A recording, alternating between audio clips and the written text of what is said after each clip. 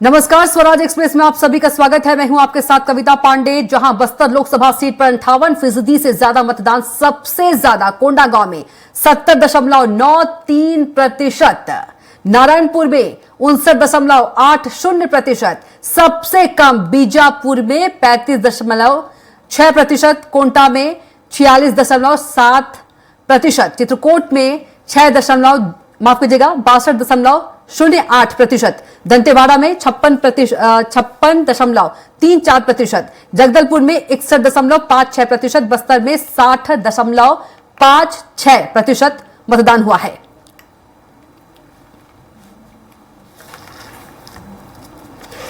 तो voting percentage आपको बता रहे हैं कहां पर कितने प्रतिशत जो है वो वोट हुआ है। सबसे ज्यादा कोंडागांव में वोट हुआ है।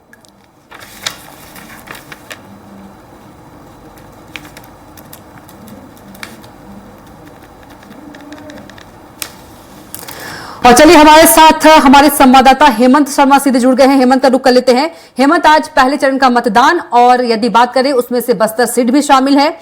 सबसे ज्यादा यदि वोटिंग परसेंटेज की बात करें तो कोंडागांव में सबसे ज्यादा वोटिंग हुई है।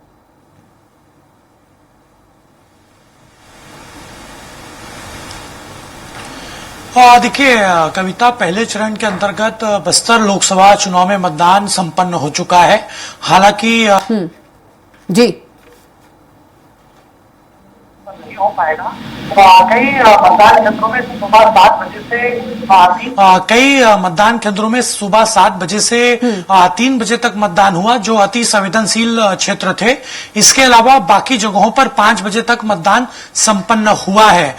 तमाम निर्वाचन से जुड़े अधिकारी कर्मचारियों ने वहां पर काफी मेहनत की थी, क्योंकि बस्तर के इलाके में जो नक्सलियों से प्रभावित रहता है वहां पर चुनाव कराना काफी चुनौतीपूर्ण होता है, लेकिन उसके बावजूद शांतिपूर्ण मतदान वहां पर हुआ। एक दो छोटी मोटी घटनाओं को अगर छोड़ दिया जाए तो शांतिपूर्ण तरीके से वहां पर लोकसभा चुनाव का जो मतदान की प्रक्रिया है वो संपन्न हुई है। अभी शाम 5 बजे तक जो आंकड़े आए हैं उसमें अगर देखा जाए तो बस्तर में 63.41% मतदान वहां पर हुआ है। लेकिन ये आंकड़ा आगे बढ़ेगा, क्योंकि अभी भी कई मतदान केंद्रों में मतदान जारी है। जो मतदाता मतदान केंद्र के अंदर है वो अभी वोट डाल सकते हैं, इसलिए अंतिम आंकड़े आने बाकी है। और अभी फिलहाल 63.41%, इसमें लगभग 8 विधानसभाएं हैं लोकसभा के अंतर्गत।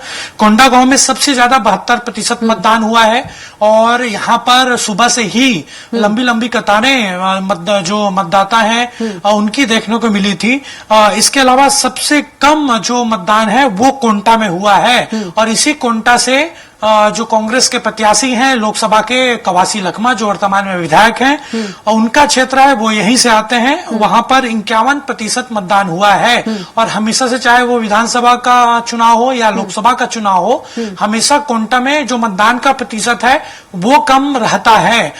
उसका कारण है कि कई अति संवेदनशील क्षेत्र हैं, कई इलाकों में मतदान होता नहीं है, लोग वोट डालने नहीं जाते, और इसीलिए यहाँ पर 51% मतदान जो अभी चुनाव आयोग के आंकड़े हैं उसके मुताबिक है। चित्रकूट, जहां से प्रदेश अध्यक्ष कांग्रेस के दीपक बैज, उनका गृह क्षेत्र है, उनका विधानसभा क्षेत्र है, वहां पर 73% मतदान। जगदलपुर में 65% मतदान, दंतेवाड़ा में 67%, नारायणपुर में 65%, बस्तर में 72%।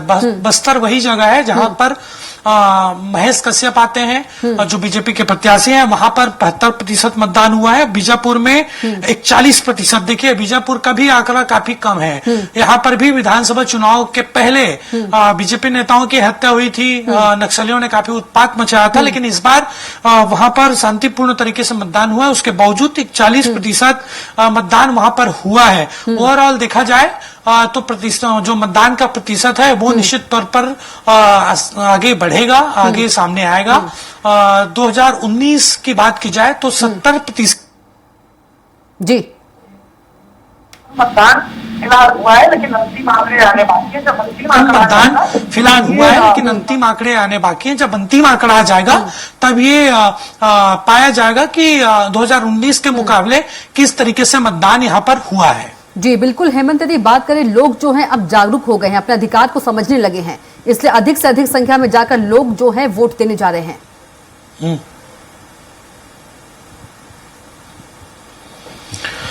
हाँ, देखिए निश्चित तौर पर, और यही लोकतंत्र की खूबसूरती है।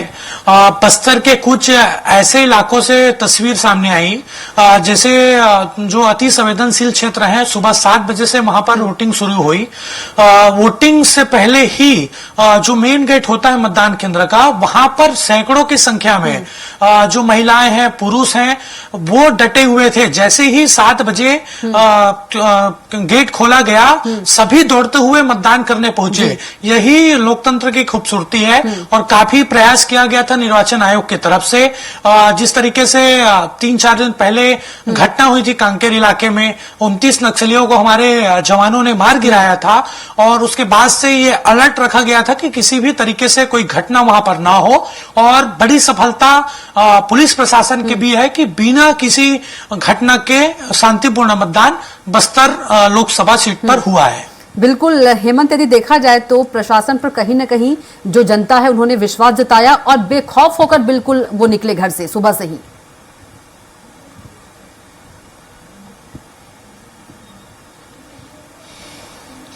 हेमंत जी, हेमंत आऊंगी मैं आपके साथ। जी, कई इलाकों से खबर भी आई।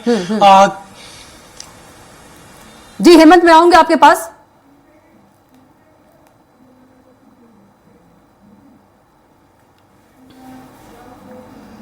वही दुनिया के सबसे बड़े लोकतंत्र के महापर्व का पहला चरण पूरा।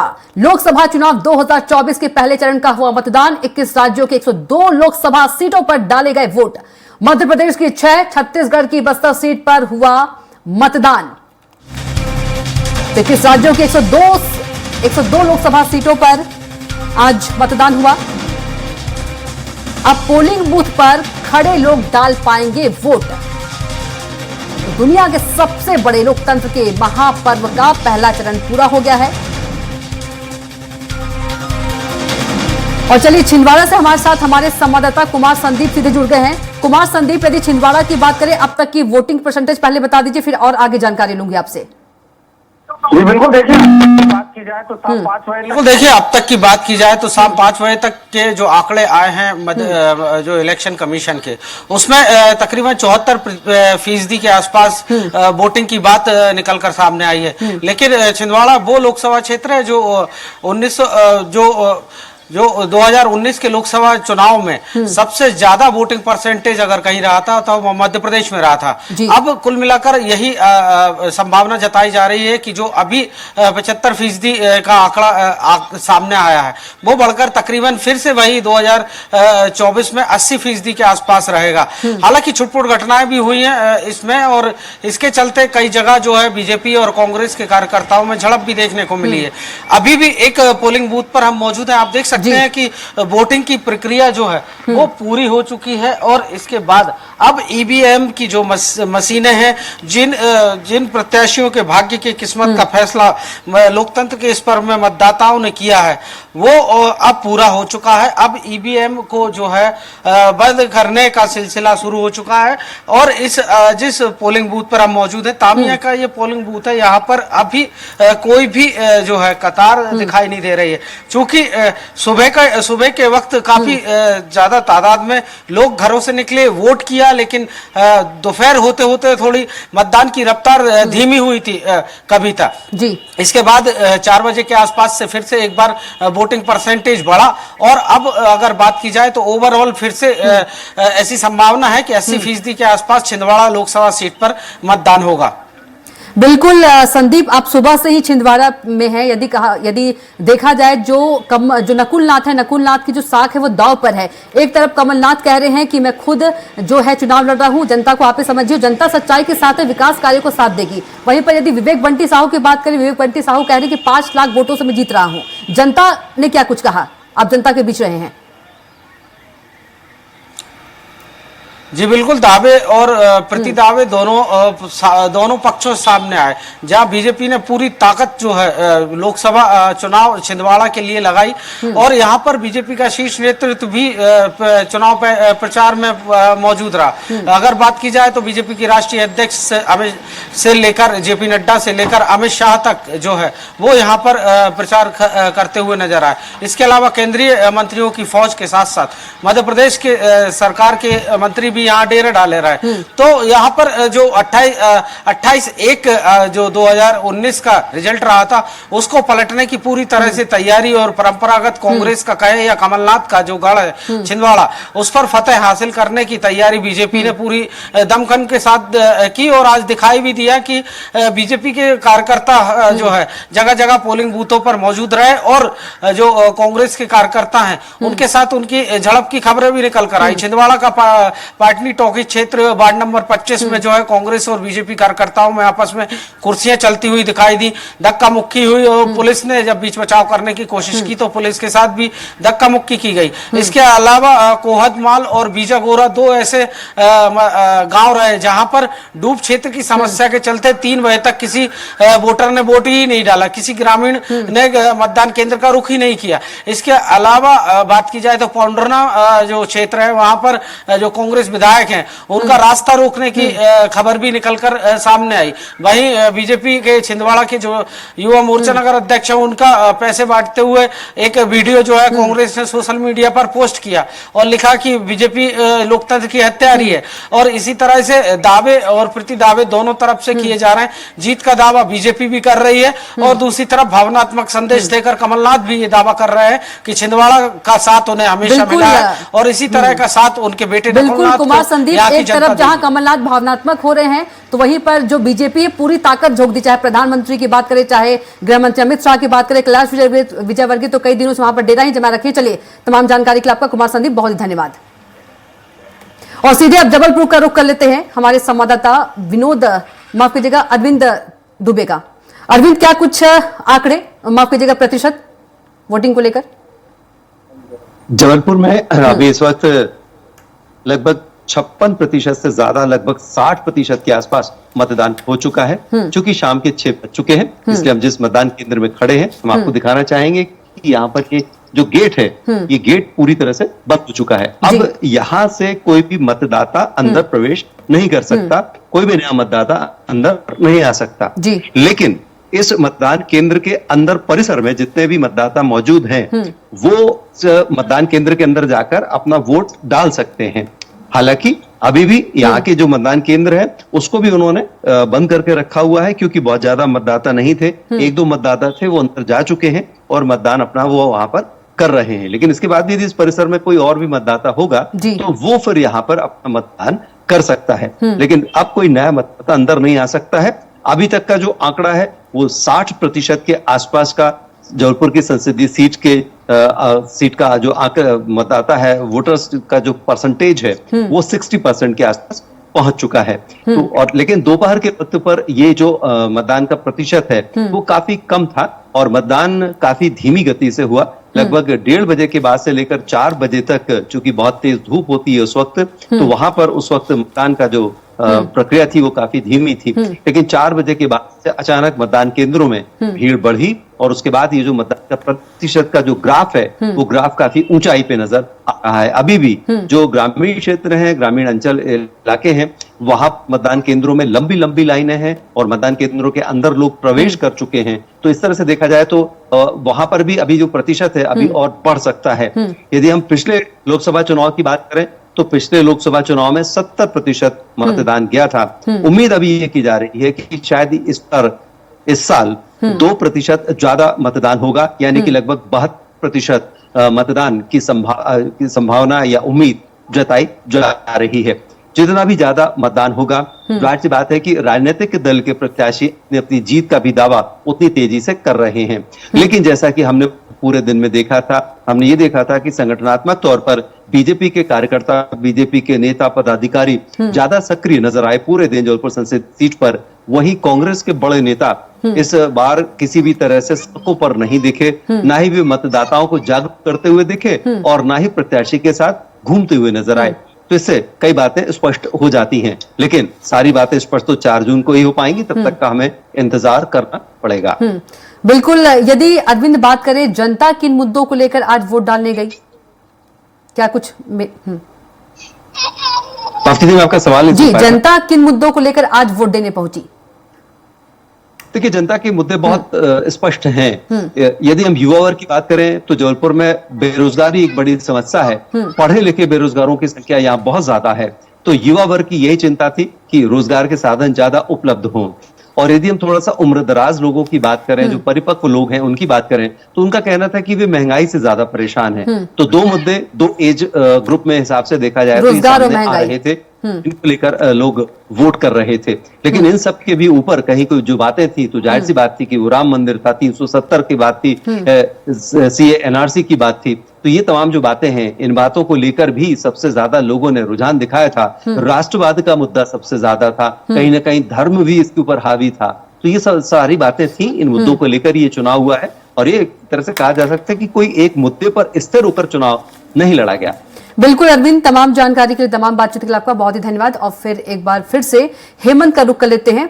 हेमंत, यदि बात करें बस्तर की, तो बस्तर में बस्तर प्रत्याशी की तो कवासी लखमा का कहना कि इस बार डबल मार्जिन से जीतूंगा। और एक तरफ महेश कश्यप की बात करें, महेश कश्यप का कहना कि जनता पर मुझे पूरा भरोसा है।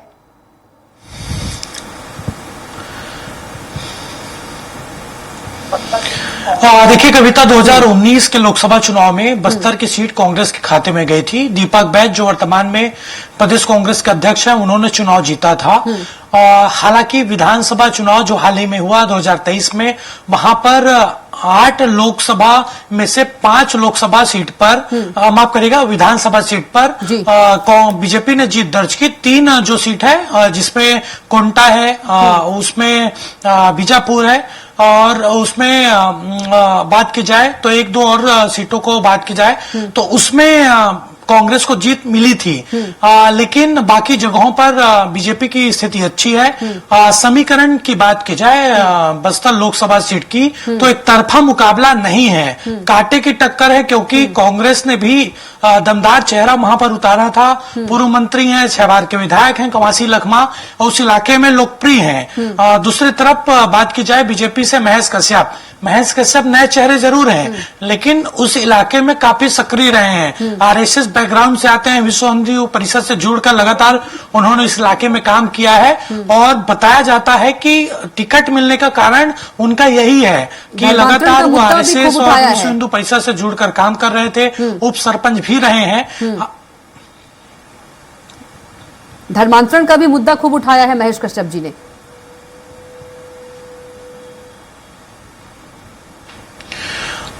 देखिए, निश्चित तौर पर वही मैं आ रहा था उसी मुद्दे पर। और 2023 के विधानसभा चुनाव में ये मुद्दा काफी जोर शोर से वहां पर उठा था, और इसका सीधा फायदा 2023 के विधानसभा चुनाव में बस्तर में बीजेपी को मिला। और इस बार भी जब महेश कश्यप चुनाव प्रचार में जा रहे थे, धर्मांतरण को उन्होंने करीब से उस इलाके में देखा है। और जहां जहां वो जा रहे थे प्रचार में, वहां पर लोगों से ये बात कह रहे थे कि धर्मांतरण करने वाली पार्टी को, धर्मांतरण को प्रश्रय देने वाली पार्टी को ना जिताएं। देखिए, एक तरफ ये तमाम मुद्दे हैं, दूसरी तरफ है प्रधानमंत्री नरेंद्र मोदी का चेहरा। बस्तर में उनकी चुनावी सभा हुई, और उनकी चुनावी सभा से कुछ माहौल वहां पर बदला नजर आया। हालांकि परिणाम क्या होगा वो 4 जून को स्पष्ट होगा, लेकिन वहां पर इतना तो तय है कि मुकाबला काफी करीबी था। जीत का मार्जिन किसी भी उम्मीदवार के लिए बहुत ज्यादा नहीं होगा, क्योंकि दोनों ओर से काफी प्रचार किया गया। कवासी लखमा जो कांग्रेस के प्रत्याशी हैं, वो चूंकि वहां पर स्थानीय भाषा होती है गोंडी में वो लगातार प्रचार वहां पर करते नजर आए। लोगों से कनेक्ट करने के तमाम तरीके उन्होंने अपनाए थे। तो मेहनत दोनों तरफ से हुई है। अब मेहनत का फल जनता ने किसे दिया है वो 4 जून को स्पष्ट होगा। बिल्कुल हेमंत, मोदी जी जब पहुंचे थे, मोदी जी ने खूब मेहनत किया और कहा कि सभी को जय जोहार भेजना मेरी तरफ से।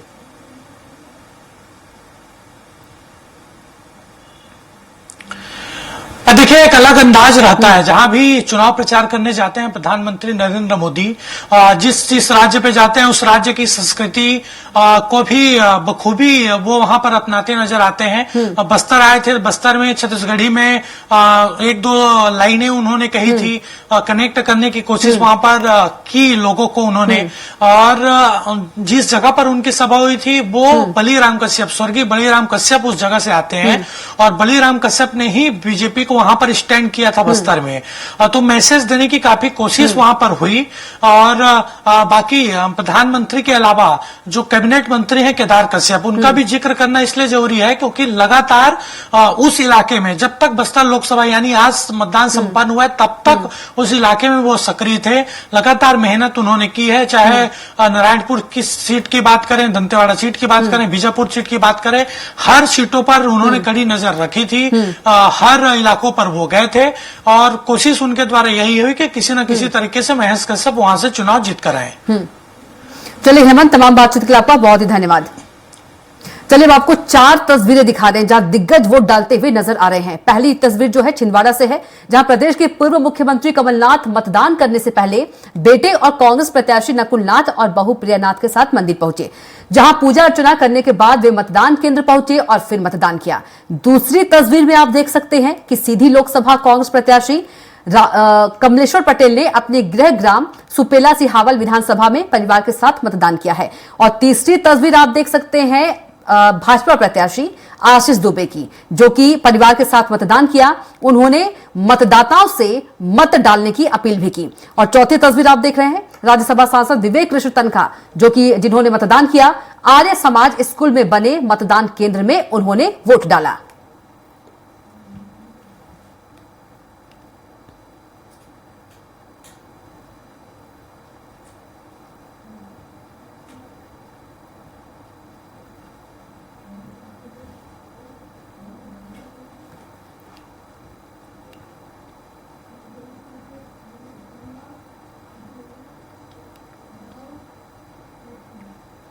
वहीं जबलपुर में देश के लोक निर्माण विभाग मंत्री राकेश सिंह ने मतदान किया है। मंत्री राकेश सिंह परिवार सहित मतदान करने आए। जहां मतदान करने पहुंचे मंत्री राकेश सिंह का बयान भी सामने आया है। उन्होंने कहा कि कांग्रेस के पास न तो नीति है और न ही नेतृत्व, इसलिए उसकी ऐसी हालत है। कांग्रेस देश के छोटे छोटे राजनीतिक दलों की पिछलग्गू बनकर रह गई है। मध्य प्रदेश में बीजेपी सभी 29 सीटों पर जीत दर्ज कर रही है।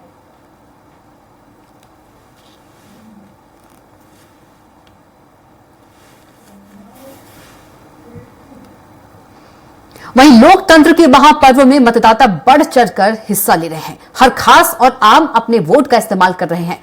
मंडला के ग्राम टिकरवारा में मध्य प्रदेश की कैबिनेट मंत्री संपतिया उइके ने अपने परिवार के साथ वोट डाला। उन्होंने जनता से भी वोट डालने की अपील की। लोगों से कहा कि बढ़ चढ़कर लोकतंत्र के महापर्व में हिस्सा ले, वोट जरूर डालें।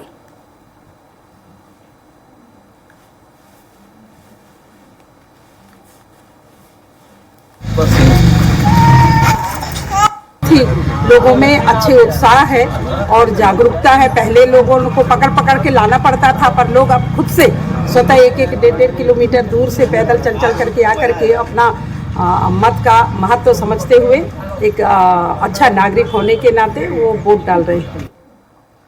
वहीं पूर्व मुख्यमंत्री शिवराज सिंह चौहान ने रायसेन में अपना नामांकन दाखिल करने के बाद रोड शो किया।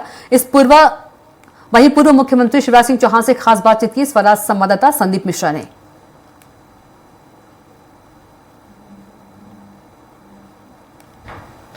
पूर्व मुख्यमंत्री शिवराज सिंह चौहान जी नामांकन भर चुके हैं और रोड शो भी खत्म हो चुका है, लेकिन फिर भी शो चल रहा है। सर, बड़ा दिन है आज आपके लिए। मुझे फिर से इस धरती का, इस माटी का, मैं पैदा जहाँ पे हुआ हूँ उसकी सेवा का सौभाग्य मिला है और मैं भी खुश हूँ और जनता भी खुश है। इसी धरती से अटल बिहारी वाजपेयी, सुषमा स्वराज जी और फिर उसके बाद आप 5 बार लगातार सेवा कर चुके हैं, तो कैसा आपको अभी दिख रहा है? पहले भी सेवा किए और अब भी सेवा करूं क्योंकि ये मेरा परिवार है और इस परिवार की सेवा ही मेरे लिए भगवान की पूजा है। इतनी बड़ी जीत की उम्मीद करते वो तो जनता तय करेगी। तो ये थे पूर्व मुख्यमंत्री शिवराज सिंह चौहान, जिनका कहता है कि जनता की सेवा ही उनका धर्म है और वो कोशिश करते रहेंगे कि जनता की सेवा जीवन भर करते रहें। कैमरामैन अमित के साथ संदीप मिश्रा, स्वराज एक्सप्रेस, रायसेन। वहीं छिंदवाड़ा में प्रदेश के पूर्व मुख्यमंत्री कमलनाथ मतदान करने से पहले बेटे और कांग्रेस प्रत्याशी नकुल नाथ और बहू प्रिया नाथ के साथ मंदिर पहुंचे, जहां पूजा अर्चना करने के बाद वे मतदान केंद्र पहुंचे और फिर मतदान किया। वोट डालने के बाद कमलनाथ ने कहा कि छिंदवाड़ा की जनता सच्चाई का साथ जरूर देगी, अपने किए हुए विकास कार्यों पर भरोसा है।